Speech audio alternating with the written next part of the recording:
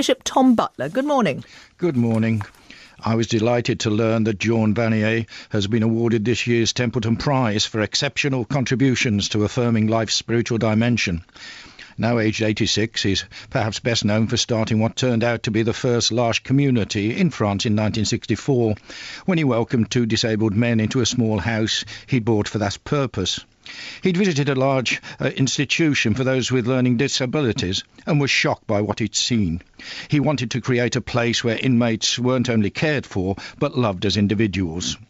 Today, as a result of that vision, there are now 147 L'Arche communities in 35 countries, small family-type homes where people are welcome for themselves and the intrinsic gifts they bring, not for their qualifications or abilities or for what they can do. Over the years, I've visited several of these communities, and what has always struck me is that in the spectrum of human gifts and weaknesses, it isn't always obvious to spot who are the helpers and who are those being helped. An unfortunate dispute is taking place at present in a similar community at Bottom Village in North Yorkshire, where some 96 people with learning difficulties and their carers live and work alongside one another. For 60 years, that's been the pattern of community life at Bottom, where co-workers share housing and food with the residents and are paid only expenses and not a salary. But following discussions with various authorities, the trustees have come to the conclusion that changes must be made. The question is how this can be done without risking destroying the one thing that is most distinctive about Bottom, or indeed L'Arche, its common life.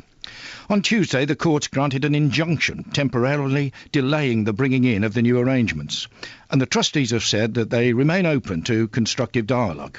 So hopefully a positive way forward can be found which meets modern standards without losing the vision of a community of love and respect. Vanier makes a link between this sort of common life and a visit which Jesus makes to the pool of Bethesda in Jerusalem early in his ministry, according to St. John's Gospel.